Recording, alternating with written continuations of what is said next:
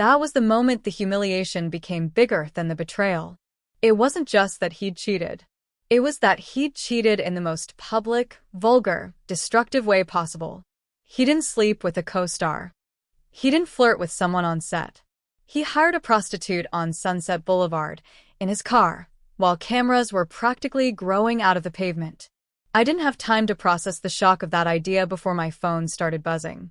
It was late, and I was still half-dressed from an event, my hair pinned, makeup half-worn, the flat quiet around me. I saw the manager's name on the screen and felt an immediate tension in my chest. He never called at that hour unless something had gone wrong. His voice came through tense and uneven.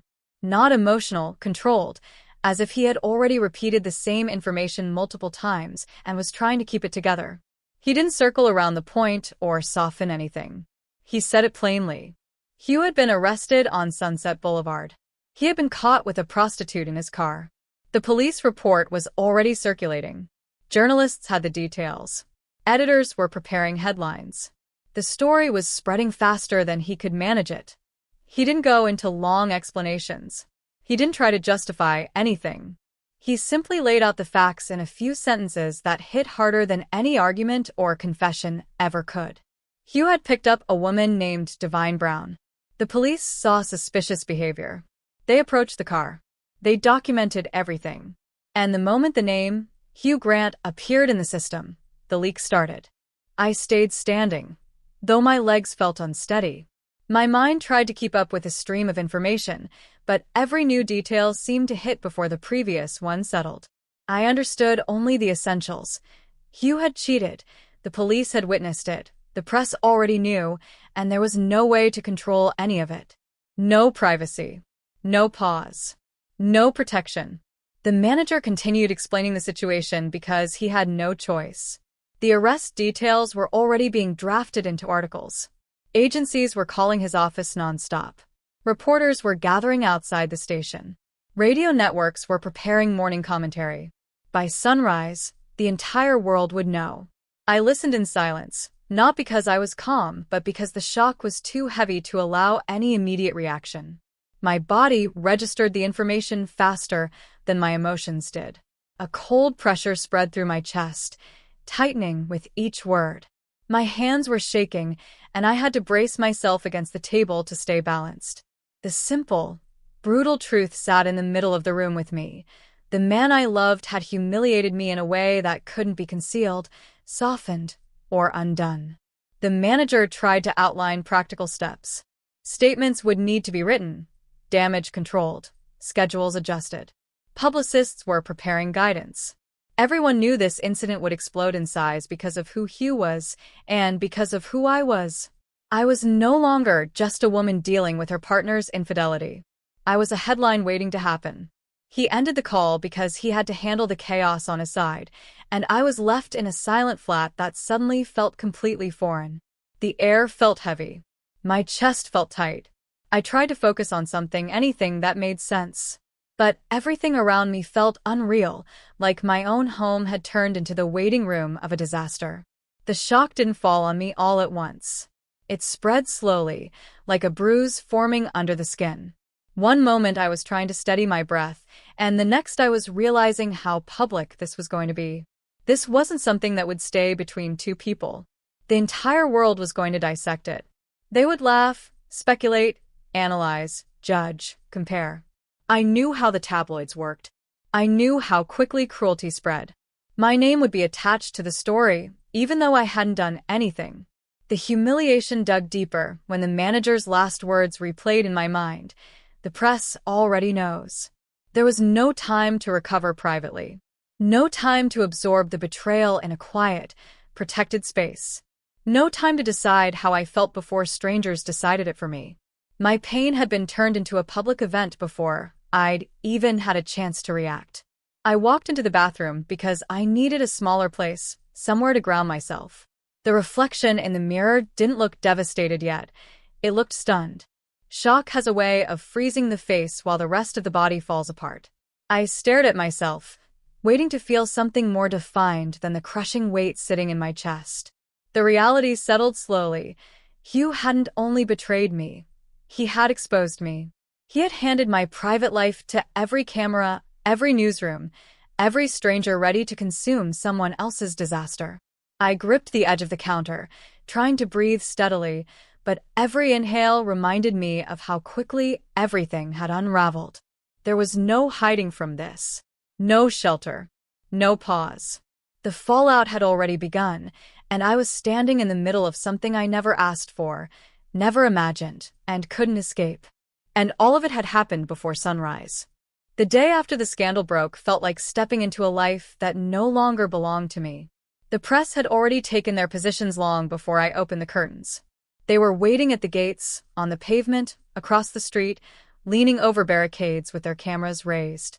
The noise began before I even left the flat, car doors slamming, voices calling my name, shutters firing in rapid bursts. I wasn't ready to confront any of it, but avoidance only made the pressure worse. When I finally stepped outside, the chaos swallowed me instantly. Dozens of lenses pointed in my direction, each one trying to capture the first crack in my expression. It didn't matter how slow or careful my movements were. They read every shift in my face as a story. I kept my posture steady and my pace controlled, even though my stomach tightened with every flash that hit me directly in the eyes. Questions were shouted from every direction, not because anyone expected answers, but because the noise itself created a spectacle. The humiliation felt different in public. It wasn't sharp anymore. It was dull and constant, like a bruise being pressed repeatedly. I could feel people watching me not as a woman going through something private, but as a headline in motion. They wanted some sign of collapse or anger, something dramatic enough to confirm their assumptions. I refused to give them that satisfaction, even though inside I felt unsteady. Later that afternoon, I was told Hugh had returned home and wanted to talk. I didn't rush. I wasn't sure I even wanted to see him. Part of me believed that confronting him would force everything to become real in a way I still wasn't ready for. But another part of me needed answers, not excuses, not scripted statements, just the truth told plainly. Seeing him for the first time since the arrest was unsettling. He looked drained, older, and shaken in a way I had never seen.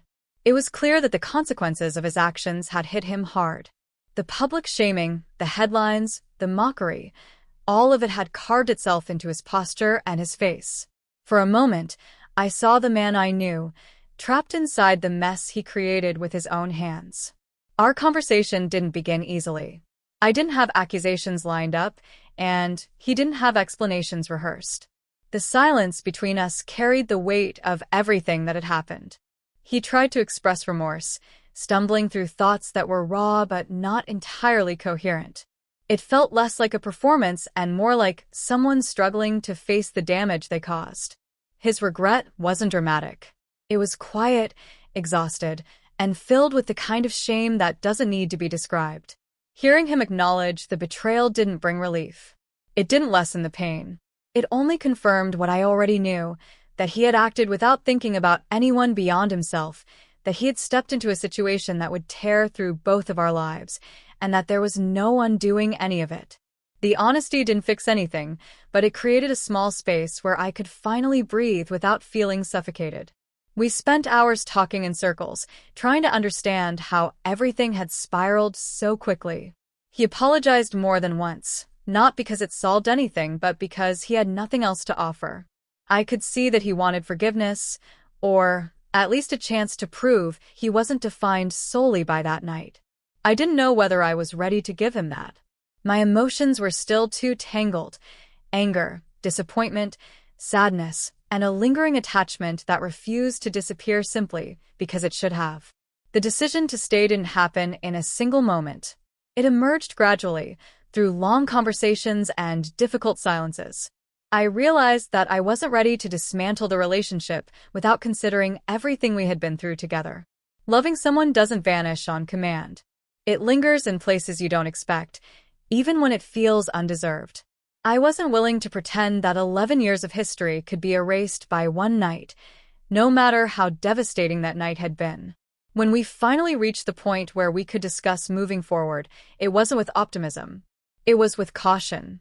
We both understood that trust couldn't be rebuilt quickly, and certainly not through public statements or appearances. It would require time, honesty, and a willingness to face uncomfortable truths. The scandal had exposed his flaws, but it also forced both of us to confront parts of our relationship we had ignored for too long. The press followed every step we took. Each time we were seen together, the speculation grew. Some believed I stayed out of loyalty, others out of weakness, others out of strategy. None of them understood the complexity of choosing to stand beside someone who had broken you so publicly. It wasn't strength or weakness. It was a decision made in a place where love, pain, anger, and history all collided. We didn't pretend things were normal. We didn't pretend we were untouched by what happened. But we tried to build something steady from the wreckage, not because everything was forgiven, but because neither of us was ready to walk away without trying. The world had already decided what kind of woman I was. But the truth was far more complicated. I wasn't the victim they expected, nor the symbol they wanted. I was simply someone trying to navigate heartbreak while the entire world watched, judging every breath I took. And reconciliation, even in its quietest form, demanded more strength than any camera would ever capture.